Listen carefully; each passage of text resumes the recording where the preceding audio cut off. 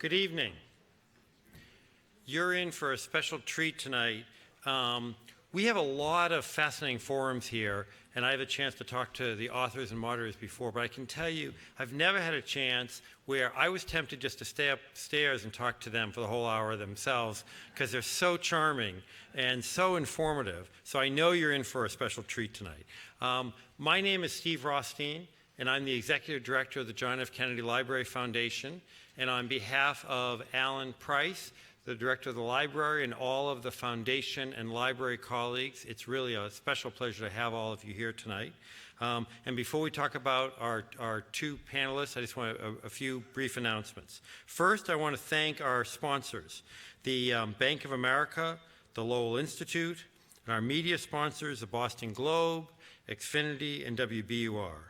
I also want to welcome those of you not just here with us tonight, but those that are watching online from around the country and possibly around the world. I also want to, we have after the forum tonight, in the lobby, there's a remembrance book where we're remembering President George H.W. Bush. And if you have time afterwards and you want to sign it, it'll be sent to the family and to the Bush Library after that. Later on in the forum, there'll be a chance for questions.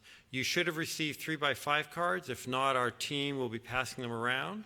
If you have questions, write them down. And please write as large print and as bold as you can so it's easy to read, and that those will be collected later on. And then after the forum, our author has agreed to sign copies of his new book. And if you don't have it, it's available in the bookstore, and I encourage you to do that. It is a real treat, and I think you know that Hanukkah is already here and Christmas is coming. So we're pleased to have this opportunity to explore key events of historical sites featured on this 50th anniversary of the National Trails Act as part of this special remembrance.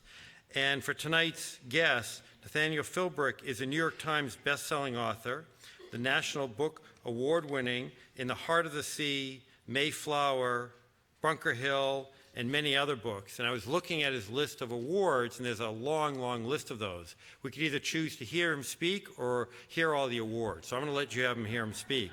But this, we're really going to focus on, In the Hurricane's Eye, the genius of George Washington and the victory of Yorktown. When I was looking at some of the reviews, I'm just going to read a few sentences from a few reviews to give you a sense of what you're in store for. One said, quote, "The thrilling story of the Revolutionary War finale." Another one says, "A tense, richly detailed narrative of the American Revolution." And a third one says, "Focusing on naval and military strategy, he reveals the critical contributions made by the French Navy, a fleet that had improved sustainability since its defeat by the British." So there's lots of great things. And as I say, there is no better partner or moderator than William Fowler, professor of history emeritus at Northeastern. And he's also former director of the Mass Historical Society. And he has early connections actually with us, that early on he worked at the National Archives in Waltham doing some of the initial research on the President Kennedy's assassination. He also is a noted author of many books, including An American Crisis, George Washington and the Dangerous 2 Years After Yorktown, 1781 to 1783, Empires of War, the French and Indian War and the Struggles of North America, 1753 to 1754 to 1763, I apologize, and many others. So join me to welcome our special guests for your treat tonight. Thank you both.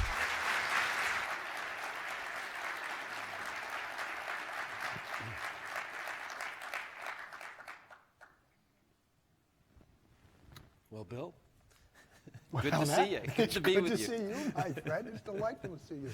You know, I certainly did love your book. I do have a question. Well, I have a lot of questions for you.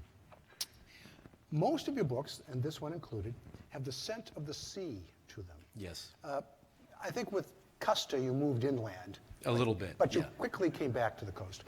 And I'm curious, what draws you to the sea? Well, I was born in that maritime capital of the universe, Pittsburgh, Pennsylvania. And I think it may have been because I was landlocked that I developed this fascination with sailing. My grandparents had a place on West Falmouth, on Cape Cod, on Buzzards Bay, and we would spend 2 weeks of every summer there. And one of my first memories is being, I don't know, I must have been 3 or 4 years old, being under the foredeck of a beetle cat, smelling the mildew, the water sloshing, the old Kapok orange life jackets. You know, it's kind of a womb-like feeling. And by the time I was 12, I did my first solo sail around the harbor. And I was a shy kid, not an athlete. And this gave me a sense of independence that I had never felt, of its nature. You're responding to the wind, and it just became an obsession. And so my dad bought my brother and I each a sunfish when we were teenagers in Pittsburgh. We would trailer them to a strip mine that had been flooded in Lake Moraine. It's still there. And we began racing sailboats. And so by the time I was 16, I had qualified for the Sunfish Worlds in Martinique. And I was the youngest member there, and the French Olympic team was there. And little did I know that many years later, I would be writing a book in which Admiral de Grasse would sail into these very same waters. And so this just became the passion of my life. I went to Brown. I majored in sailing, not English. And I went to Duke in grad school in English, and realized this is what my father, the English professor, had done, and worked at left to work at a sailing magazine, Sailing World, that's now in Newport, and that's where I became a professional writer. And moved to Nantucket. My favorite novel was Moby Dick, and inevitably I was dragged into the whaling, and it's been the sea ever since. That's marvelous. You did a book called How to Read Moby Dick. Right. Why read Moby Dick? Well, many high school seniors have asked. Well, my students used to ask it all the time. Yeah. You know? And I am curious, why read Moby Dick? Why read Moby Dick? Well, for one thing, I think the best time to read Moby Dick is not when you're in high school, maybe not even when you're in college or graduate school, but when you're in your 30s. I think you have to be as old as Melville was. He was 31, if you can believe it, when he wrote that novel, to really begin to appreciate it. Because for me, in Moby Dick, it's my personal Bible. I mean, I will dip into that book the way a lot of people will dip into the King James Bible, and I do it as much for the language as anything. As a writer of history, one of the challenges I have is maintaining a voice after reading all these disparate sources. And reading Melville is what sort of fills that well. And in that book is everything that's going to be America and today and in the past. I mean, it's so comprehensive. He was channeling Shakespeare, Milton, all the poets. He had been out there actually whaling, so he had unique, deep knowledge of the topic. And he had a tremendous knowledge of history, largely because he had grown up in a family that had been part of America's destiny throughout the Revolution and beyond. And so, for me, it is the American novel, and it's something I think everyone should read. I've read it a dozen times, and I continue to seek solace in it. In preparing for this evening, I was doing a little historical research, and it turns out that this Christmas, 2018, will be the 236th anniversary of the departure of the French Army from Boston. Yeah. And I think many Bostonians, connected clearly to your book, don't appreciate, and I think many Americans don't appreciate, the critical role that the French played in the American Revolution. And I think your detailing of Yorktown and the circumstances surrounding that. Can you say a few words about the French and the American Revolution? Right. Well, the French in the American Revolution, I think, is the unappreciated story of our national genesis. I grew up thinking of the American Revolution as basically linear, with each battle a stepping stone to God-ordained American victory. It was going to happen, and we did it on our own. The fact of the matter is, as Washington knew better than anyone, by the fall of 1780, 5 years into this conflict, it was going nowhere. The American people had gone into this rebellion because we didn't want to pay taxes to the British. We apparently didn't want to pay the taxes required to fund Washington's army, which was withering on the vine, and the recruitment levels were at an embarrassingly low level. And Washington's only hope was that the French had entered the conflict in the spring of 1778, and it was their navy he needed. He realized that the only way we could win this thing, defeat the British at a level that would force them to the negotiating table on our terms, would be if the stranglehold the British Navy had on the American coastline was broken. And the only way he could do that was with the French Navy, because we didn't really have a functional navy. And so as soon as France entered the war, he was desperate to have a large French fleet sail up the coast and provide him with that kind of support. Unfortunately, the entry of the French turned a colonial rebellion into a world war. And as soon as that happened, the dynamics of the conflict shifted. We think of the 13 colonies or states, depending on your point of view, as the jewel in the empire's crown, but the fact of the matter is it was the Sugar Islands, the Caribbean islands to the south, where the real money was to be made. Britain got huge amounts of money from Jamaica and other islands. France got a third of its exports from Haiti. And as soon as the French and Spain as well entered the war, that's where the navies moved. That's where they fought it out there. The British took St. Lucia, the French responded with Tobago, and Washington just couldn't get the navy to sail up the coast. And finally, however, in the fall of 1780, when a series of hurricanes hit, events began to unfold that would prompt the French to send a significant fleet up from the Caribbean under Admiral de Grasse, and they would secure the naval victory that made Yorktown possible. And we think of Yorktown as the victory that won us our independence, and it was. But it was and I think this is the appropriate term, a fait accompli, based on the fact that the French, under de Grasse, had defeated the English fleet under Admiral Graves at the little-known Battle of the Chesapeake, fought just off the entrance of the Chesapeake. The British wanted to rescue Lord Cornwallis, who had dug in at Yorktown, at the point formed by the York and James rivers, and de Grasse had gotten there first. They had a naval battle. Up until this time, almost every time the French and British met in a naval battle, the British, who had the most powerful navy on earth, would prevail. This time, the French prevailed. The British were forced back to New York for repairs. Washington and Rochambeau arrived with their armies, and Yorktown fell into place. We think, I'm here to tell you tonight that we would not be an independent country without the French. Without our alliances with foreign countries, we would not exist as a country. And I think it still holds today that these alliances are very important. In all of your books, you have a remarkable capacity to express detail in very dramatic kinds of ways, very visual, actually, as you're reading the text. In this particular book, I was struck by the hurricanes that you described, in particular by the fate of the frigate Phoenix. Yeah. And I wonder if you could just talk a bit about that. Well, for me, history is best experienced intellectually, but also emotionally. I don't think you can learn. Your emotions aren't involved in some way, and I think the details for me are where the essential aspects of a past life become real for us in a very different time. And so when one of the things the way I construct my books is, we all know where it's going.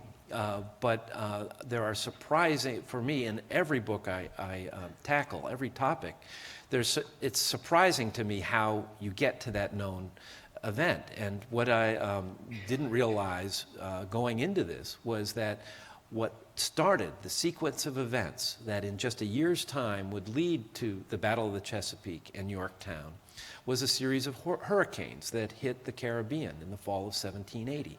I mean, we had a bad hurricane season this year, but it's nothing compared to the 1780, when 3 hurricanes would hit. One of them, the Great Storm of 1780, it's been determined that it was the deadliest hurricane in American history. 22,000 people were killed. And the bark was literally power washed off the trees, indicating that the winds must have been over 200 miles an hour. And needless to say, this was devastating to both the British and French fleets, and convinced the French that, hey, it might be time next fall to send the fleet north rather than keep it there. Well, anyways, so how do I make that feel real?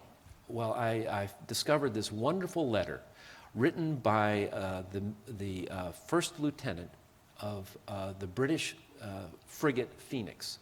A frigate was smaller than the giant ships of the line that were that would fight these naval battles. They were smaller, faster. They were the eyes and ears of the fleet. And the Phoenix was prowling around the Caribbean in the fall of 1780. They knew the Spaniards in Havana were thinking about attacking British-held Pensacola. The Phoenix was looking in at Havana, went up to Pensacola, and was between Cuba and Jamaica when the weather began to build in the first storm of these 3 hurricanes.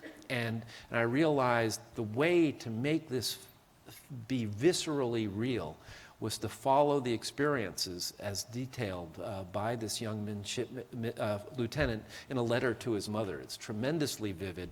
You know, this is before weather forecasting. You know, this is before Jim Cantore shows up and says, if the weather is going to get bad. And so you watch them realizing, whoa, soon the wind builds to hurricane force. Every stitch of canvas has been dropped, and then they're ultimately forced to chop down the mast to prevent from getting capsizing. And then ultimately at night, their ship is hurled stern first into the rocks of Havana and being pounded to pieces until finally daylight comes and they realize they're just 50 yards between their stern and shore, and they're able to escape. But it was their experiences. Wow, this is the way to introduce the reality of a storm. And so I latched onto it and went with it. In your book, you introduce to us, to Americans, a character for whom we ought to have statues erected somewhere. But his name I was completely unfamiliar with, Francisco Saavedra. Yeah. Well, tell us about him. Right. This is the great unheralded character of the American Revolution. Yes, the French Navy won us our independence, but without a Spanish emissary named San Francisco Saavedra, it all wouldn't have happened. De Grasse was in what we now call Haiti, preparing to sail up the coast to the Chesapeake to help out the Americans. But he discovered he didn't have the money he needed. This was before bank transfers and ATMs, and you had to have the gold and silver coins to do it. And so De Grasse goes before the planters of Haiti, who were then the richest men on earth, and none of them would give him a loan. They had had bad previous experiences with the French government and refused. Saavedra had arrived on the scene to help coordinate the French and Spanish war effort, and De Grasse turns to him and says, I can't go. I mean, I can't do it. And Saavedra says, wait a minute. What if you first sail to Havana? Perhaps you can secure a loan from the money you need from the citizens of Havana. And De Grasse says, that's crazy. He sleeps on it and says, okay, let's try it. So he and his 28 ships of the line and half a dozen frigates sailed to Havana, where in a single day, thanks to Saavedra, they raised 500,000 Spanish pesos from the citizens of Havana in one day. De Grasse has the money he needs. He he scatters the coins. You know, this is hundreds of pounds of coins. He scatters them among his fleet because you don't want one ship to go down and you lose this. But because of this, he sails north. And because of that, and this is where the ripple effects apply, when Rochambeau, who's with Washington marching down towards Yorktown, hears that de Grasse has secured this loan, he says to Washington, here's the loan you need to pay your troops. So I think you can argue that we are all, you know, yes, the French Navy contributed to our independence, but also the citizens of Havana were absolutely essential. That is a historical irony I deeply enjoy. When you think about the 18th century, the difficulty of communication taking many, many weeks for a transatlantic voyage or many, many days down to the Caribbean, what seems to me truly remarkable, and you describe it so well, is this extraordinary, shall we call it providential fate? I'm not quite sure, where a French army, an American army, two French fleets, and then a poor British general there in Yorktown, somehow it all comes together.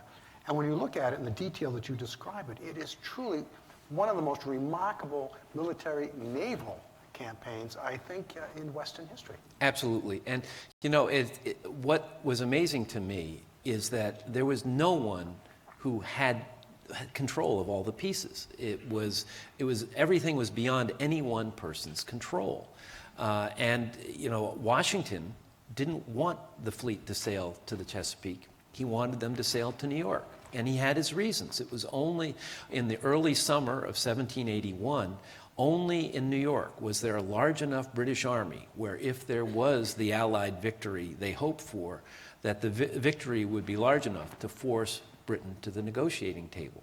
At that time, Lord Cornwallis had not yet dug in. He was playing cat and mouse with Lafayette in the Tidewater. And so there really wasn't an opportunity that would ultimately exist. And so the French go for the Chesapeake, which angers Washington because, you know, let's go to New York.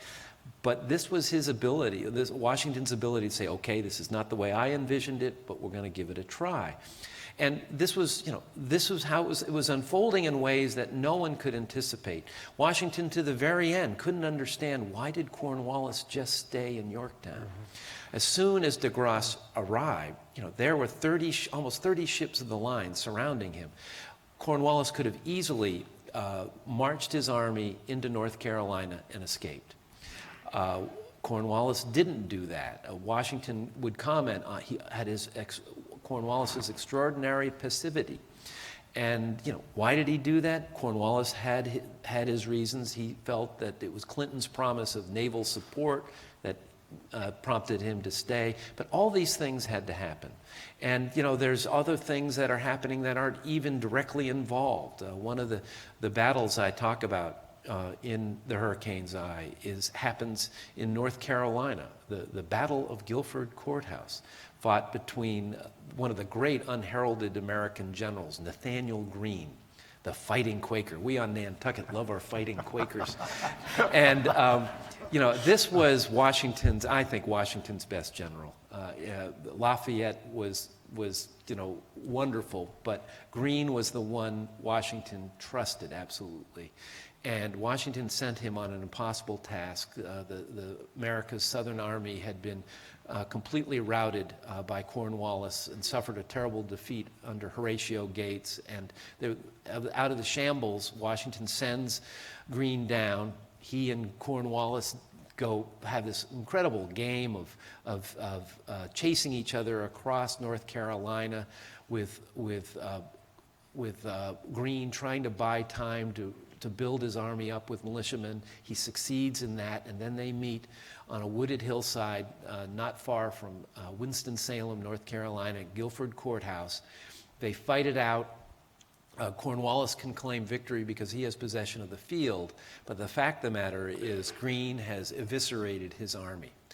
And I think one of the first concrete steps towards the victory at Yorktown is performed by Nathaniel Greene. Yet another one of these seemingly random events that had to occur in exactly the order they did for America to ultimately have the victory at Yorktown. Before the Revolution, Washington's military experience and that of most of his senior officers was gained in fighting the French. Yes. Was there, as you did your research, was there any animosity there? How do they overcome that? Yes. It wasn't easy. You know, all military alliances are difficult. Look at Eisenhower and Montgomery in World War II. But this was particularly difficult because there was a deep-seated animosity between the colonists in America and the French, particularly in New England, when it came to the French and Indian Wars that had climaxed with what we call the French and Indian War, also the 7 Years' War. And you know, there was also religious angle to it. A lot of prejudice against Catholicism contributed to this. And so there was all of this history making it hard for America to accept the fact that we were reliant on the French. And in the early years of the alliance, the French Navy stops off at Boston, and one of the officers is killed by a mob.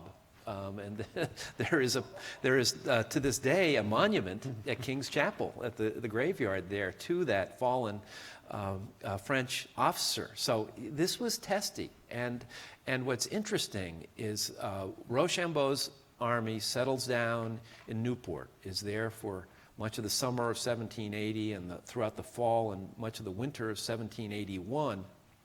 And it's not until the spring that they march, that they really begin to march to New York and combine with Washington's army. And they settle down very close to one another, and it's testy. The French have money. The French soldiers have money. They have food. They get freshly baked bread daily. The American soldiers have not been paid in years. Miserable rations, and there's eruptions between the two. Luckily, they don't sit there long. They start the march down, and then there is this great victory and siege. But one of the more interesting scenes I found after this great victory, when Cornwallis finally surrenders, occurs at a victory dinner that Washington hosts for the American, French, and British officers. And the French officers immediately welcome the British officers with open arms. They're of their same class, and they completely ignore the American officers. And we have a Hessian officer who was there who remarked in wonderful detail how angry Washington gets and basically says, "Quit, you know, they're the enemy. What are you doing?" And one of the French officers responds, "Well, they have the breeding and education that we are used to." And so this was not easy, and particularly for Washington, who had to manage an alliance with a power that had its own agenda. They weren't in it to help us. They were in it to get Great Britain.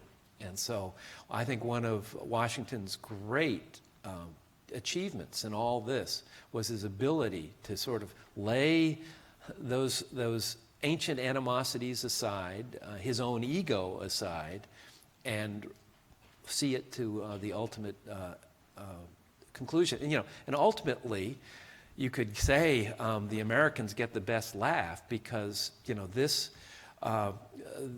France would help us win our independence, but it would be a war that would bankrupt the French government and bring on their own revolution. And many of those officers who had cozied up to those British officers would lose their heads on the guillotines of the French Revolution.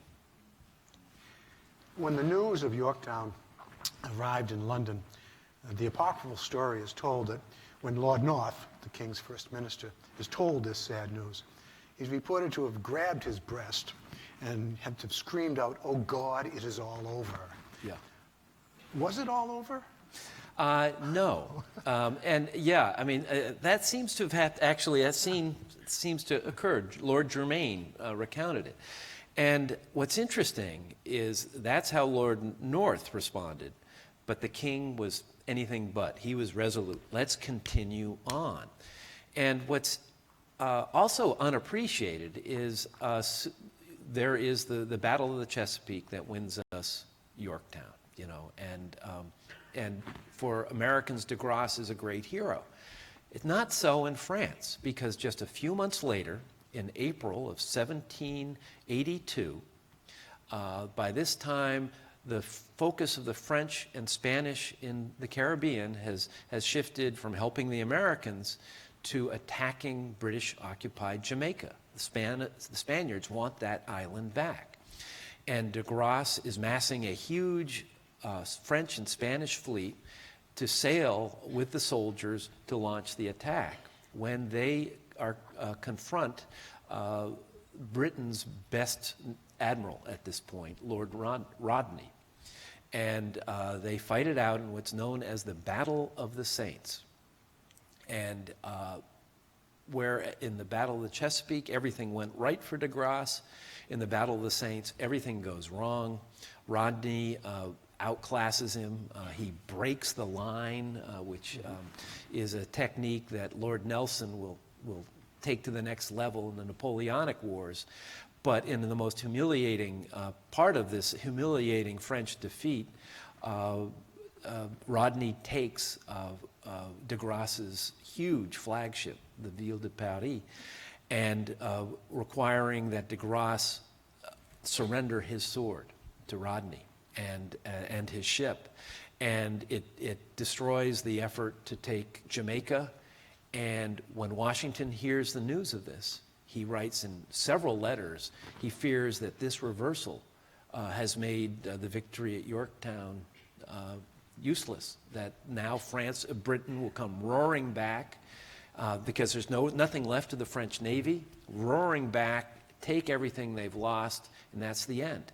Fortunately for the American people, the English people had lost patience with the war, and even though Rodney has secured this great victory, it means that the Parliament does not have the stomach to continue the fighting, and the king is forced to go to the negotiating table. But, you know, it could have gone many ways.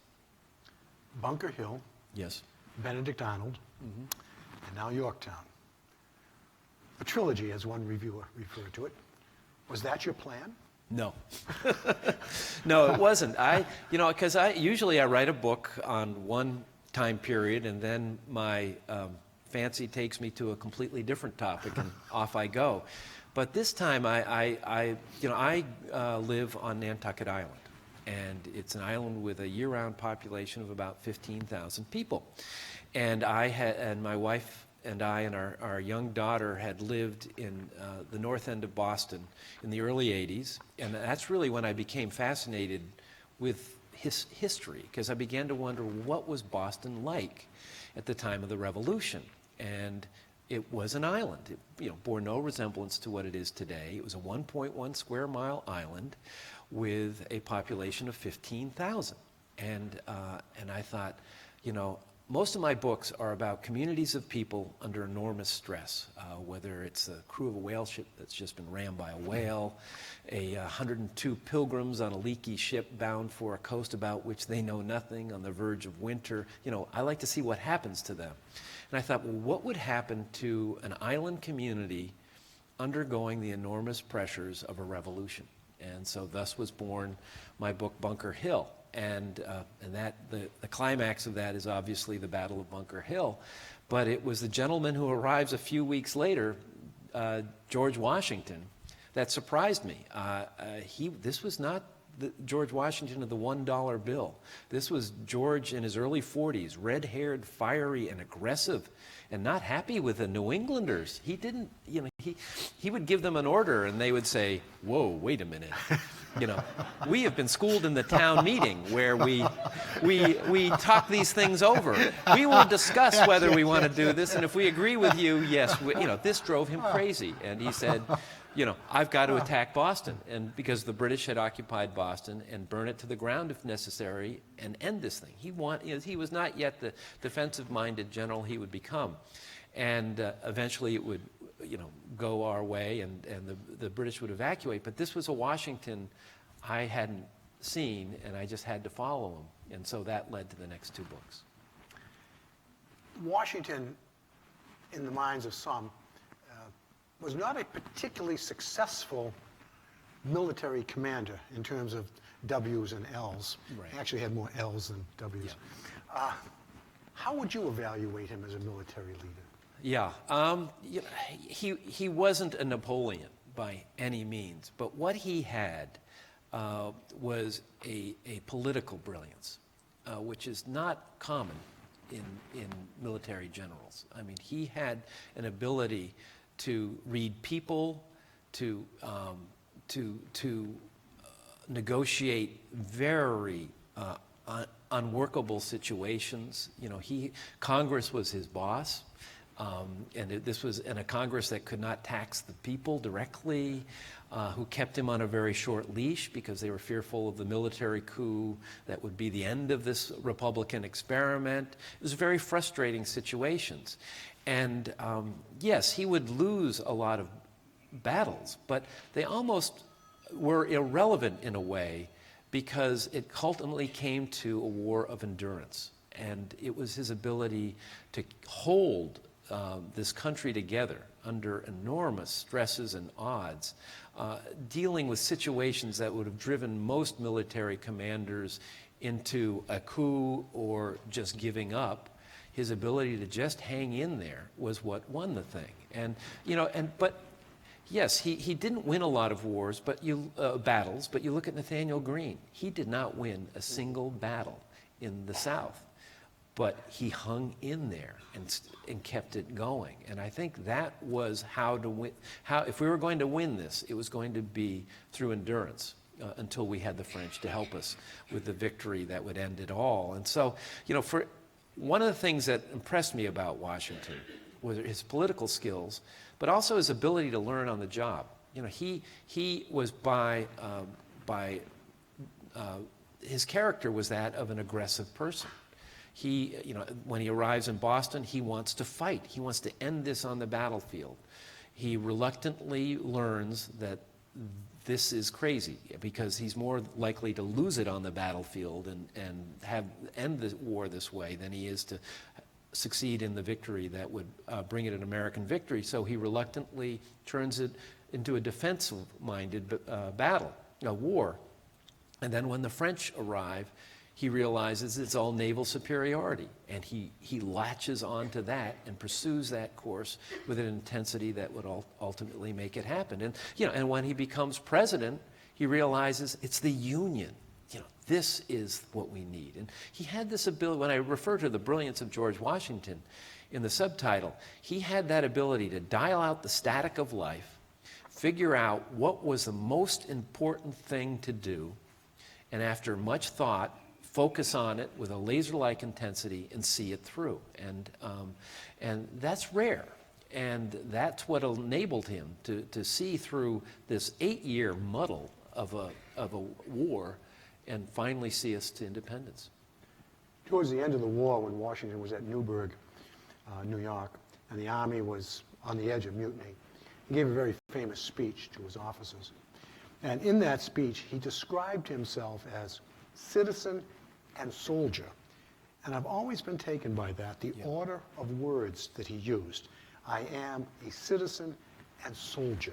How important do you think that was to Washington, to be a citizen and then a soldier? Everything. I mean, that's what talk about someone with his priorities straight. As he would write in a letter to de Grasse, he said, greatness is in doing something not for yourself, but for others. And when he said he was a citizen, he realized he was fighting this war not just for himself, but the citizens of the United States. And it was his, he knew he had an important role, but there was also a truly humble aspect to him. And, and I think there's nothing, his performance at Newburgh was amazing. I mean, that once again, he saves America once again when he talks his officers off the cliff of potentially marching on Philadelphia and demanding their pay at gunpoint. An incredible performance. But, they get through that, and he resolves that he is going to turn over his military commission to Congress. when King George III hears that that is Washington's intention, he says to the American-born painter Benjamin West, if he does that, he will be the greatest man in the world. And that's exactly what he wanted to do, because he saw himself, as you said, Bill, as a citizen first. And when the war was over, it was his job to return to being a citizen. And all he wanted to do was go back home to Mount Vernon. And it's interesting, Napoleon, who would take it the other way, late in his career, when he's in exile and close to death, he at one point will be overheard saying, they just wanted me to be a Washington. And it's a very rare to have that. And so, yeah, I think that Washington the citizen, Washington the soldier, Washington the statesman he would ultimately become, it's truly remarkable. Some historians have described the generation, Washington's generation, their motivation is that they were driven by the spur of fame. And it has always intrigued me how careful these men were to keep their records. Washington was obsessed with keeping his records. Do you think that truly they grasped the world in which they were living and the importance of what they were doing? Yes. They recognized that they were at the formative point of their country. They were at the creation of their country. And, they're very aware of it. And, these guys, Washington was probably the least educated of the founding fathers, but he was very deeply read.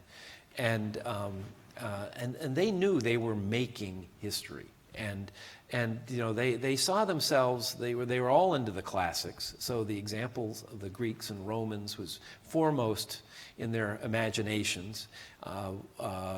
And Washington, saw him trying to enact. They would look for models in the classical past for themselves to emulate, and they also recognized history, and history is made from the written word, and so they were obsessive. John Adams kept a diary. Washington, even years before the war is over, make sure that Congress will pay for the creation of his papers. And he hires an officer to oversee that process. And they are delivered to Mount Vernon, when things end. All of Washington's great characteristics don't mean he wasn't ambitious. He was the most ambitious man the world has ever seen. But he was playing the deepest of games. Most people, if they're ambitious, are looking for that quick fame in my lifetime. He realized if you really want to be famous, you put your own needs aside as best you can and swing for the bleachers. And as he said at one point, I am operating on the great scale. He really saw himself in a drama that went beyond what was happening there and would be an example for future ages. And that doesn't take a humble man necessarily, but that takes a man who, he was looking at the present, but also looking to the future and realizing that if you want the most exacting judge is not someone of your own generation, but posterity. And that's who was his real audience. Was he not also a great actor? Oh, he absolutely. A great actor. Well, he was a great actor. And Bill, you brought up Newburgh. Yes, One of the great performances there where he delivered this speech to his officers who, really were angry with him. And initially they're very unmoved. And Washington at this point had just turned 50, and like many people entering their 50s was having increasing trouble reading. And realized he needed glasses. And so he had ordered up his first pair of reading glasses. No one had seen him wearing them. And after he's delivered this wonderful speech, and the soldiers are still unmoved, he takes out a letter from a delegate, a congressional delegate, that is sympathetic to the officers, and he says, I want to read this. And he turns down and starts to read, but he clearly is having a hard time making out the script. And he says to his men, he says, I've not only gone gray under your service, I am apparently going blind. And he takes out his glasses, puts them on his face. No one's seen them. Everyone is weeping. And they're putty in his hands, and they do everything he wants. I mean, this was Washington, the consummate actor. Oh, yes. Oh, yes. What do you have planned next? Well, yeah, I've had enough of bloodshed for a while. I just, another war I can't handle. But when it comes to Washington, I just can't. I grew up in the 60s when we didn't have heroes. And I entered this, was now 3 books about the Revolution, never expecting I would come away with this admiration for this man. And so when Washington became president, he realized he was the leader of 13 basically independent states. You know, when a Virginian said my country, he meant Virginia. He didn't mean the United States. And he realized he needed to do something to create a sense of nationhood. So he went on a 3-legged road trip. He set out, he didn't travel in Air Force One. He traveled in a coach pulled by 4 horses. And he would visit all 13 states. He would go as far north as Portsmouth, New Hampshire, as far south as Savannah. By the time he got to Boston early on in his New England tour, he had come up with a routine where the coach would stop just outside of town. He'd get up on his great big gleaming white horse and ride into town to huge acclaim. I mean, after 8 years of commanding the Continental Army, he knew how to make an impression. But and he also kept a diary throughout this, recording what he was seeing in terms of the farming techniques and in terms of the grist and mills and things like that. And he was talking to people, wanting to know what they thought about the new government. And by the end of this road trip, he understood as better than anyone what who the people were and what they wanted. And so and one of my favorite books of all time is Travels with Charlie, Steinbeck's, and I'm itchy. I've been on Nantucket for 32 years. I wanted to get in a car and drive. And so Melissa, myself, and our dog Dora headed out on the open road. We're following Washington. It's going to be called Travels with George in Search of Washington's America. So that's the latest. Place seems to play a very great role in what you write about. Historians write from archives, from newspapers, from written documents, et cetera, et cetera. But how important is place? For me, it's everything. This is how I got into history. I moved to Nantucket and became fascinated with the history of my island. And my first work of history was away offshore. And it involved I went into the archives of the Nantucket Historical Association, the town, and Nantucket Athenaeum, but it was the place. I was at home, the one at home with the kids, and they were still in elementary school then, and we would go on road trips on our island after school to go to the places I was writing about on the island. And so for me, it's absolutely essential. And so with every one of my books, the trip, I need to visit the places. And when it came to this trilogy, particularly this book, it's the road trips. It's it's the Washington Rochambeau Trail that leads from Boston all the way to Yorktown. I don't know how many times, poor Melissa, when we go on a vacation, it's basically a research trip. And this trail, for example, was immensely helpful. You don't go on I-95, you go on Route 1 or whatever was those roads, and it's your impression of the country changes completely when you drive into a town as it was intended, on the post road. You enter it that way rather than come off the exit ramp of a highway and suddenly you've been, dropped into a town. If you experience it on the roads, it's just a whole different impression. And so, for me, each book is not just the time in the archives, the time finding those documents, but it's the road trips. Because I can't, for me to get my head around the events I'm describing, I have to be there. And oftentimes, I will have to go back to places. You mentioned my book about Custer, The Last Stand.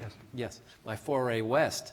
And I ended up visiting that battlefield 7 times. And each time it was different because I was in a different point in my research and looking at them. At one point I talked to David McCullough about it, and he was saying he often saves going to a place late in the research because that's when he knows what he's looking for, and that's absolutely true.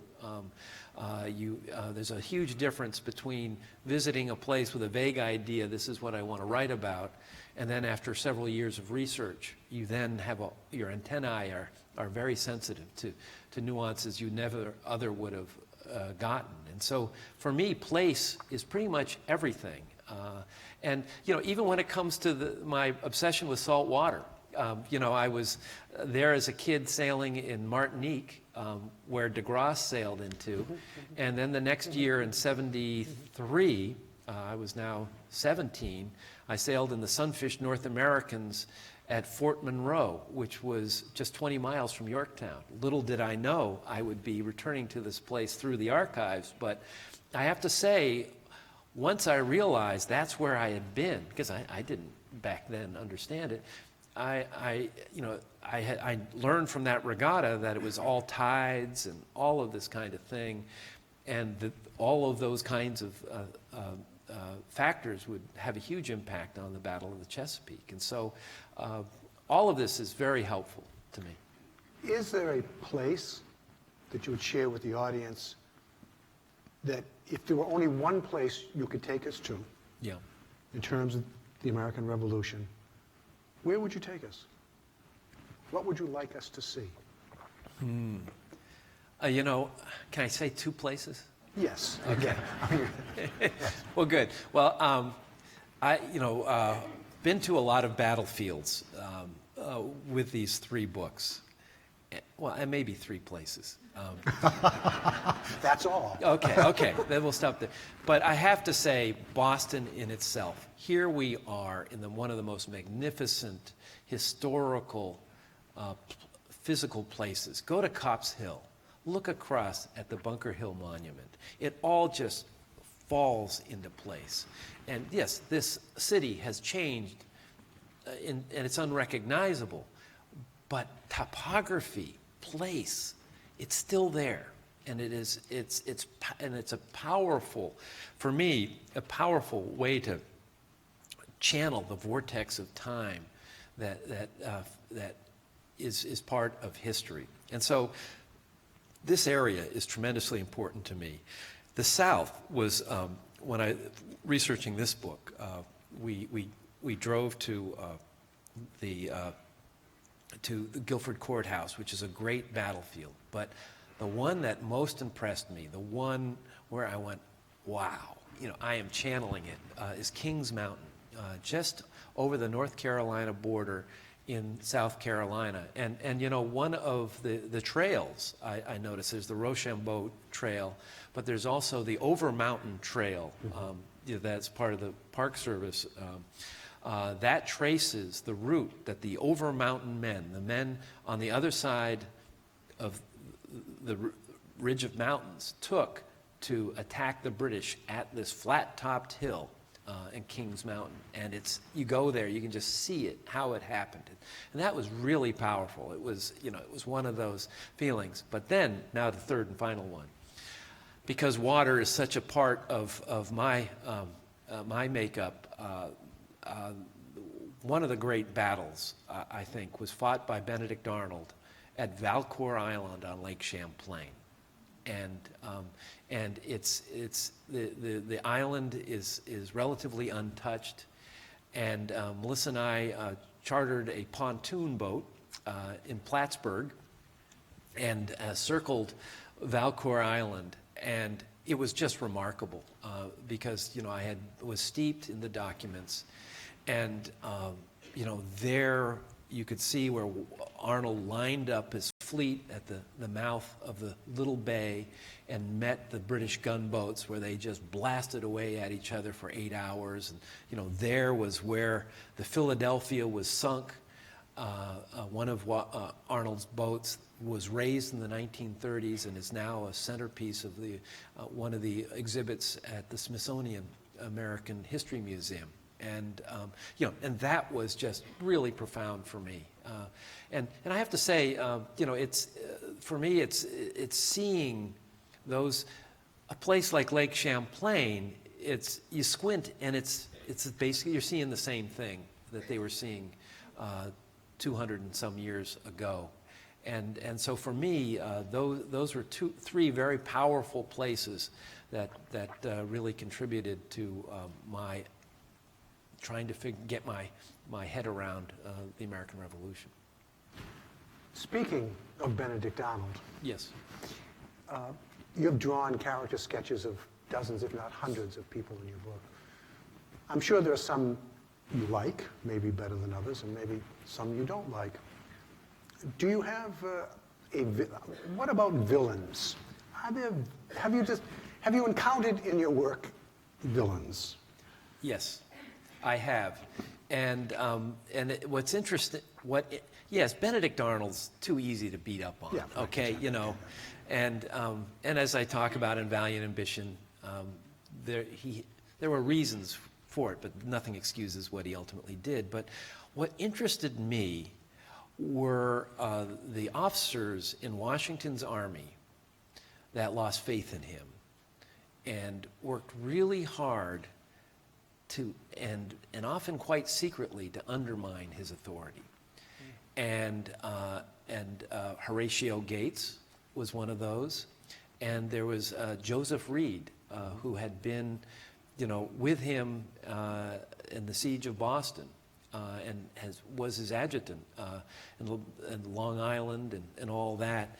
That lost faith in him, and then would work very hard behind his back to undermine his authority. I mean, can you imagine this? Washington had lost New York.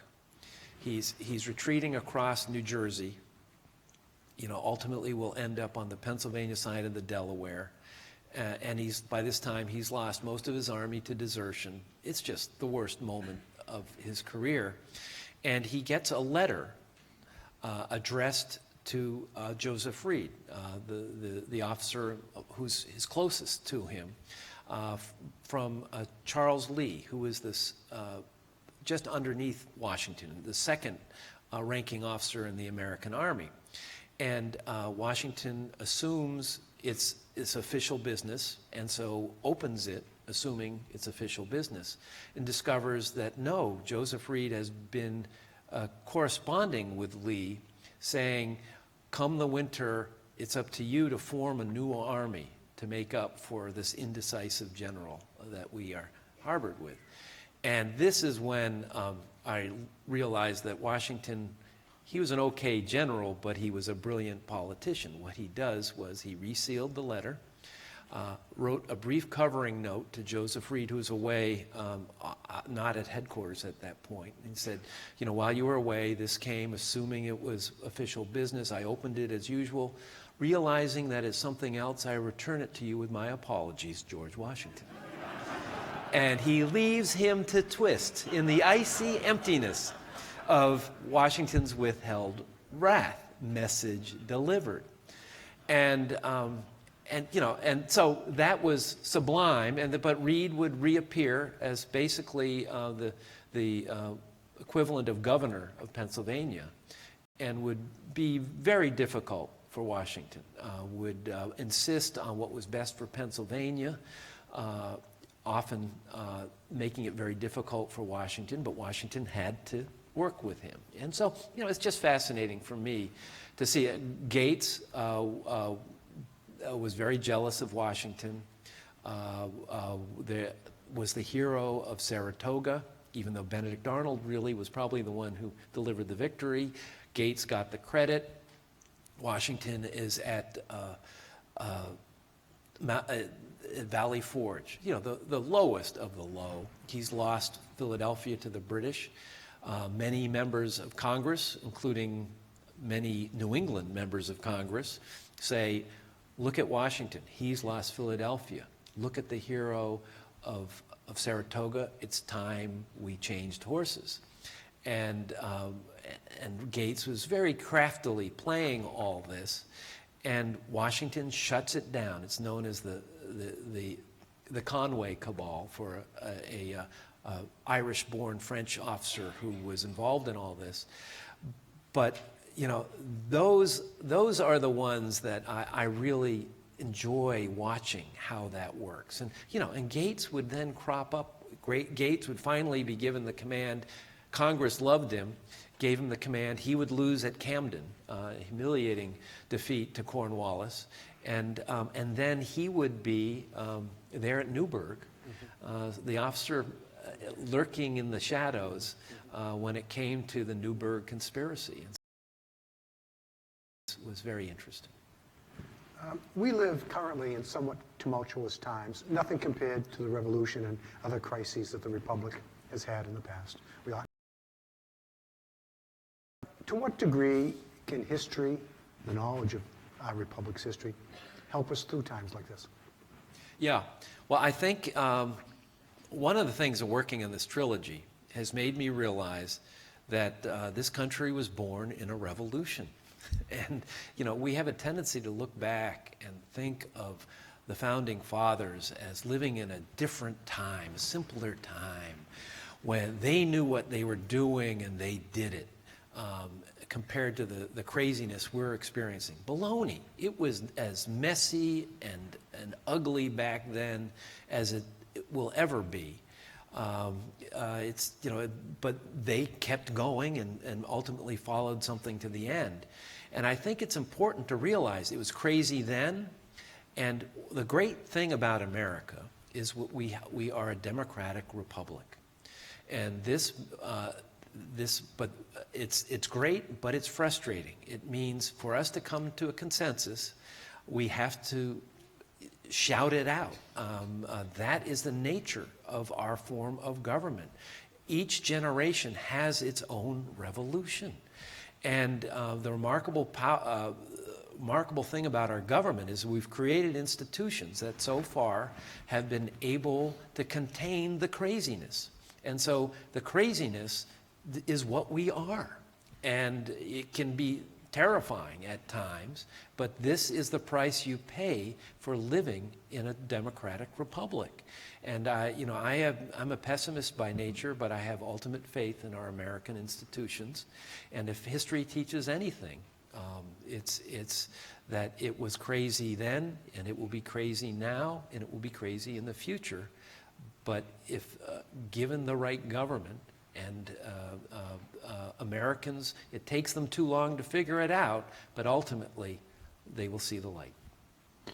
As you go across America and talk about your books, so many that you've written, what is your sense about what we know about our history? Do you think, and perhaps an unfair question, you're not ordinarily in a classroom, but do you think it's being taught to young people? What's the level of knowledge? It's the wrong audience to address this to, certainly. But what do you think is the level of knowledge of the citizenry at large about the Republic's history? It's probably depressingly low, but I have to say, thank goodness for Hamilton, the musical. It's changed everything. I mean, Didn't go well for Burr. No, it didn't go well for Burr. But, you know, because of that play, that musical, history is now cool for teenagers. And that wasn't the case. That really wasn't the case 5 years ago.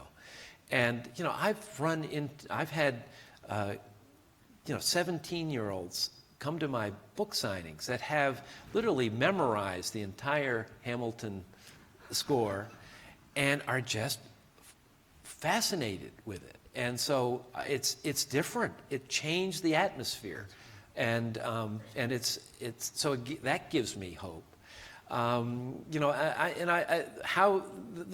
It's for me. I had a wonderful AP US history teacher, Miss Wilt.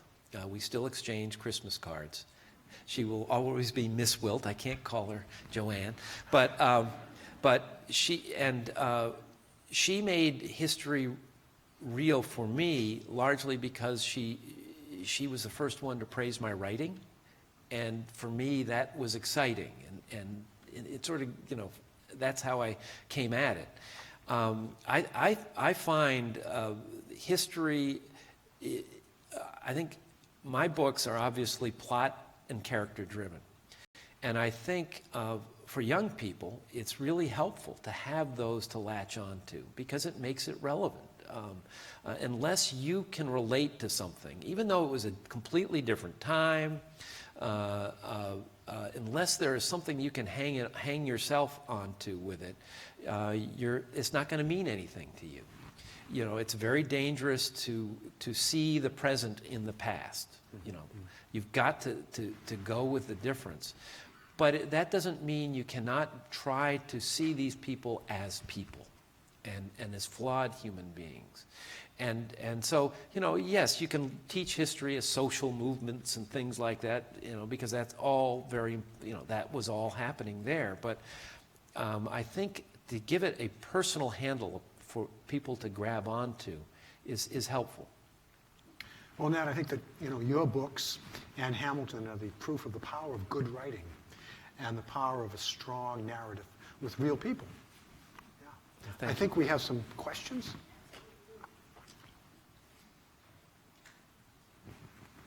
Thank you.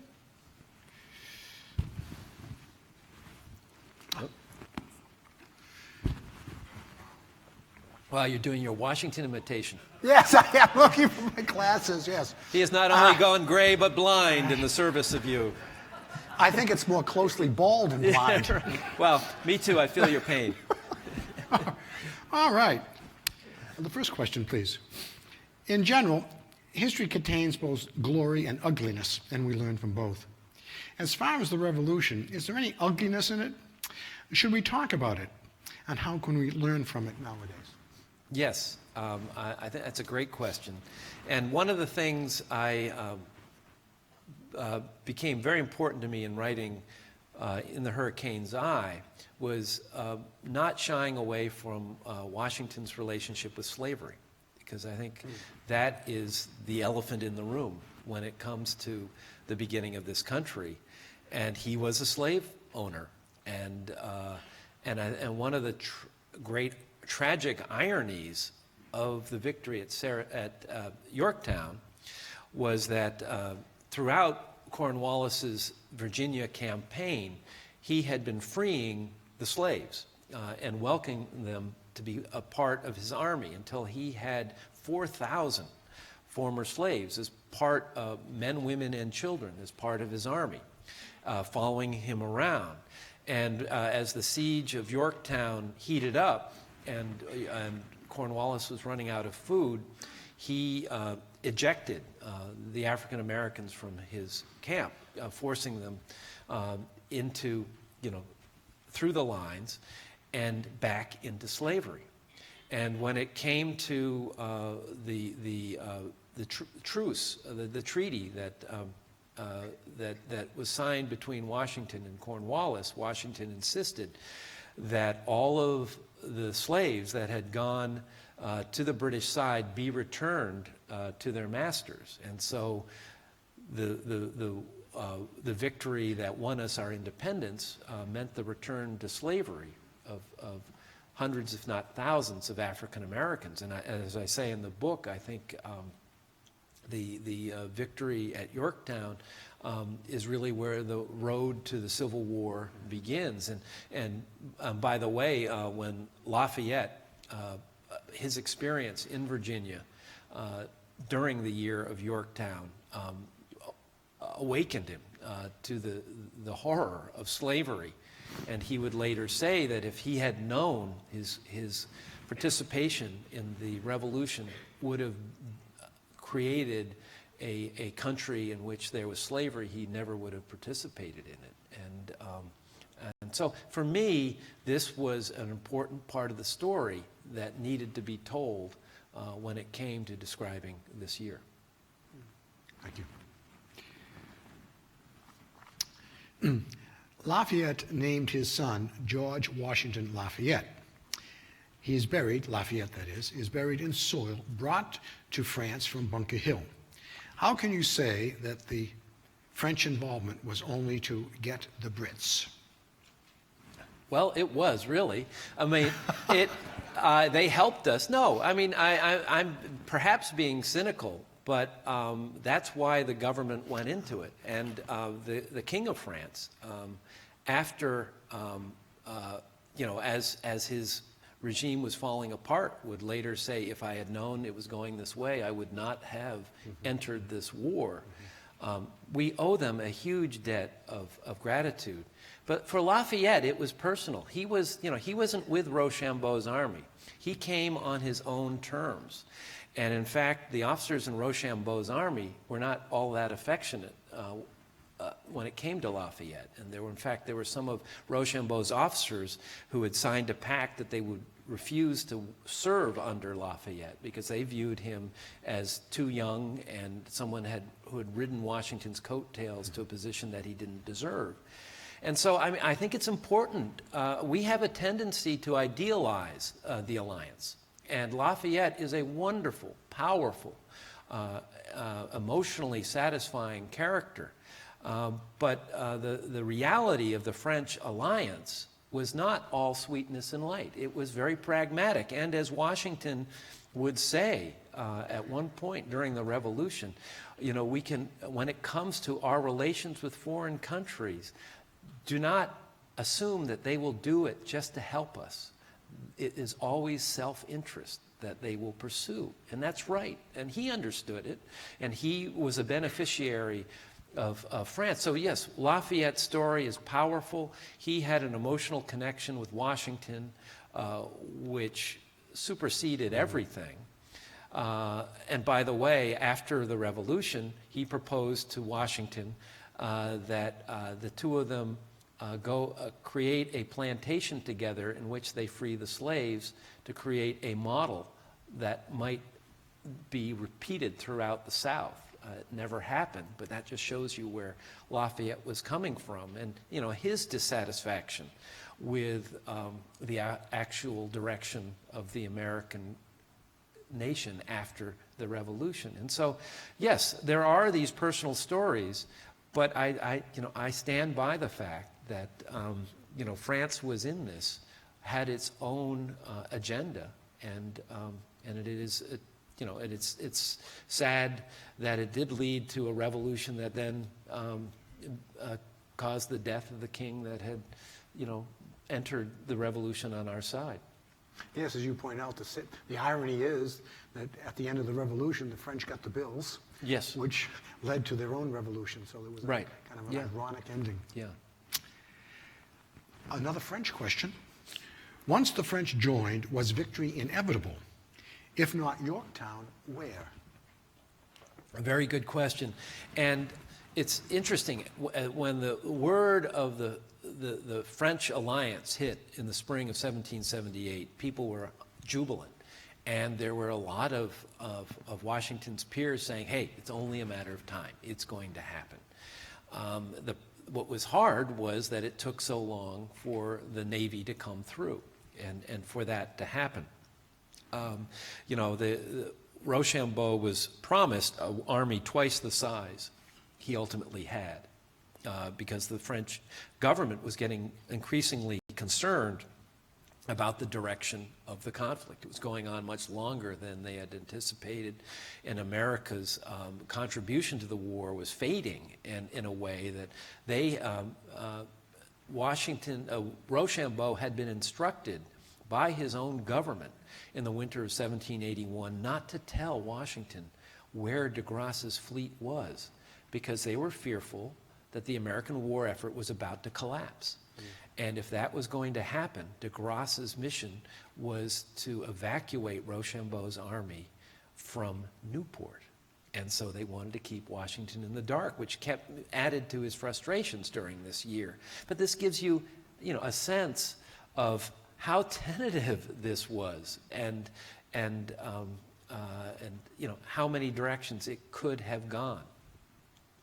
I'm always intrigued, too, as you mentioned earlier, Cornwallis's decision, or lack of decision, simply to remain there. And you might just say a word about, because the British High Command was torn apart as well. Right. And Cornwallis's relationship with General Clinton. Absolutely. No, in many ways, the American Revolution was Great Britain's Vietnam. I mean, this was an ugly war from their perspective. They were fighting their own people in a way. It was just ruining careers, and Cornwallis, as soon as he was in the South and Clinton had returned to New York, Cornwallis kind of goes rogue. He's going to go on his own, and there was evidence that Clinton in New York had been talking about resigning his command, and there was talk that Cornwallis sort of expected him to do that so that he could be the commander, and that when he didn't do it, there was some resentment there. And Clinton would later say Cornwallis learned that the king and the cabinet back in London were in Cornwallis's favor rather than Clinton's, and so there was infighting going on. And there had been infighting earlier on when it came to William Howe and John Burgoyne and the whole debacle at Saratoga. And so it was a very conflicted and politicized British Army, and also the Navy was the same way. The best naval officers refused to serve because they didn't agree with the policies of their country, which contributed to a lot of these outcomes. So it was very messy from the British perspective. Even more. Oh, a very good question. Is there a female historical figure about whom you would like to write or have written? Good question. Well, okay, if you ask, I'm often asked, what's your favorite book? Well, I tell you, any writer, their favorite book is whatever they're working on now. And so now with Travels with George, I'm just beginning to get into it. And what I'm really looking forward to are the cast of female characters that Washington interacts with while he is president. And one of them is the wife of Nathaniel Greene, Katie Greene. Oh, she is just, what a firecracker she was. Really smart, beautiful, vivacious, and someone, and someone who was put in very difficult circumstances when her husband tragically dies of sunstroke just a few years after the conclusion of the Revolution. They had a plantation in Mulberry Grove, Georgia. And so she was forced to, and complicating this was Nathaniel Greene had personally secured the loans needed to feed his army in the South. And they came due, and the Continental Congress was not ponying up. And so he was destroyed financially by this. And when he dies, Katie inherits all of these debts. She has 5 children by this point, and in a very difficult situation. And boy, how she navigates this is fascinating. And her relationship with Washington is a very close one. She and Martha as well. And when Washington goes on his tour, he goes to Savannah. And on his way to Savannah, he stops at Mulberry Grove and talks with her. And at this point, she is about to present to Congress a plea to come up with the money to make things right when it comes to her husband's debt. Washington can't comment on it, but you just wonder what was spoken in this conversation. And then he goes to Savannah, where he is, feted for 3 days, and then on his way back, he sees her again before he continues inland to Augusta. And this is a fascinating woman. She secures someone to teach her children there in Mulberry Grove, a broke graduate of Yale by the name of Eli Whitney. Ever heard of him? They grow cotton. And she's, it's so laborious getting the seeds from, the strands of cotton. It takes hours, and he's already, has very mechanically oriented, and he comes up with what will become the cotton gin, but it keeps clogging. And according to one account, Katie says, well, what if you put a brush in it right there? He says, yes, I'll do that. And thus is born the cotton gin. And Katie was there. And so, this is, and just to add to the story, she remarries a gentleman 10 years younger than she is, who was also teaching, who's managing the estate, Mulberry Grove. They lose it because they invest in the future of the cotton gin. This is before patent law. It's a mess. They end up losing Mulberry Grove, but a good part of Cumberland Island, an island off the coast of Georgia, had been given to Greene. And so they decide to move there, where there's this huge forest of live oaks. They have to pay for the house they build. They have lumberjacks basically come in, cut down those live oaks, and some of those live oaks went into building the USS Constitution. So. Of course, one of the challenges, with the notable exception of people like Abigail Adams, Mercy Otis Warren, Catherine Drinker, the records left by women in the Revolution are so scant compared to what the men left. So writing about women in the Revolution is a challenge, and you need to find... Particularly in the Revolution. Yeah. What's great is Katie was a great writer. She couldn't spell, and so her letters are terrific. Unfortunately, she destroyed hers to Greene. So that doesn't help you during the Revolution, but she did write extensively after that, and so there is a record there. And another strong woman character is Elizabeth Powell in Philadelphia, who was a great friend of Washington's, and is often and another very smart woman who vivacious, had almost an American version of salon in her house, which is a historic home in Philadelphia, which you can visit. It's terrific. And but when Washington was finishing up his first 4 years, he really wanted to quit. He was not enjoying it. But everyone was telling him, it's too early. We need you to be there 4 more years just to get this infant country going. And it was ultimately, many say, her words of encouragement that convinced him to hang in there. Martha Washington destroyed the letters between her and George. Right. Yes. Yeah. No. It's a frustrating thing, but boy, and Martha, talk about the rock. Yeah. For the American population as a whole, where would you rank in the Revolution in a list with World War II, Vietnam, the Civil War, etc., in overall knowledge and interest for the masses? I guess the question is, which wars do we know the most about? Oh, that's a good one. Let's see. I'd say World War II. I think there's a good familiarity with that. Vietnam, you know, it's a little too close, I think. Civil War, I think there's, you know, that war is you know, and a lot of it has to do with Ken Burns' documentaries. I think really have a, you know, before there was Hamilton, and there we now, you know, we have Ken Burns' documentaries that do so much in bringing history to large numbers of people. But I think, you know, the revolution is hard because it went on for 8 years, and there wasn't that narrative.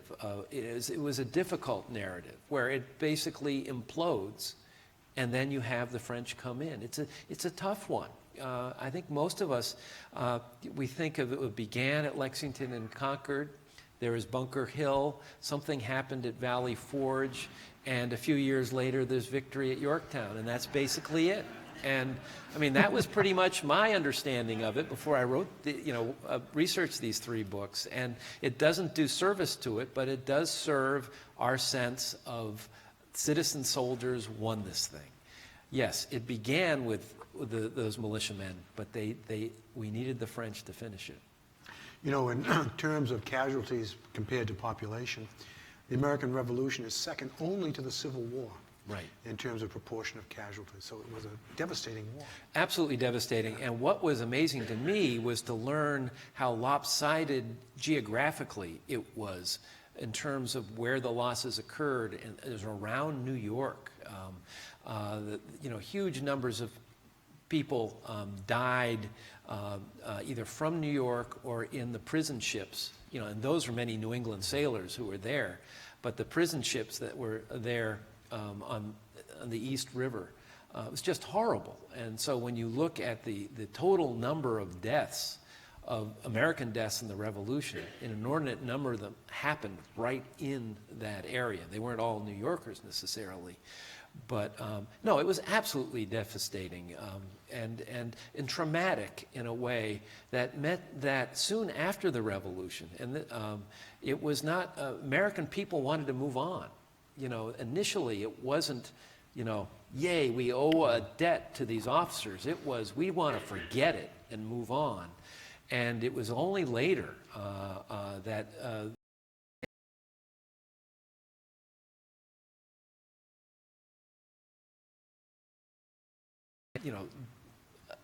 awful loss of life. And what made it terrible was it was as much a civil war as it was a war against the British, particularly in the South. And you know, it was family against family.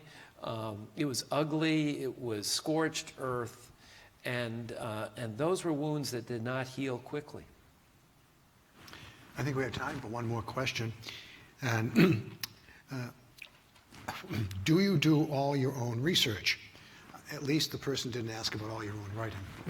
Okay. And how long did it take you to compile all the information for the book? And perhaps how long did it take you to write the book? Yeah. Well, each of my books is usually about a 3-year process. And and 75% of my time is research. And one of the challenges I have living on Nantucket is that I don't have direct access to an academic library. And thanks to this gentleman here, about 18 years ago, I was about to embark on the book I wrote after In the Heart of the Sea, Sea of Glory, about a little-known naval expedition, an exploring expedition, America's answer to James Cook, and in which American naval officers, 7 ships, a group of scientists sailed around the world, discovered Antarctica, called it that for the first time, brought back so many specimens and artifacts that the Smithsonian Institution was founded to house them. You know, it was a very complicated story with a lot of moving parts, and Bill was, and I was talking to Bill about it, and I was saying, there's all, there are logs and all of this stuff in Washington, D.C. I might have to move down there for 6 months. What am I going to do? And Bill said, hey, let me tell you about this guy. There's this guy named Mike Hill. He's a researcher for David McCullough. David McCullough's finishing up John Adams, and he might have some free time. And I said, can I have his phone number? And so Mike and I met at the bar at the Jefferson Hotel in D.C. Back in, I think it was 2001, hit it off, and he lives in Fredericksburg, Virginia, and basically lives in the Library of Congress, and so I would tell Mike what I needed. He would go down there and provide the stuff, and he's also just a terrific guy. We have since gone on numerous road trips relative to all the books I've written, and he has been a huge help in all of this. Well, Nat, thank you very much. Well, thank you.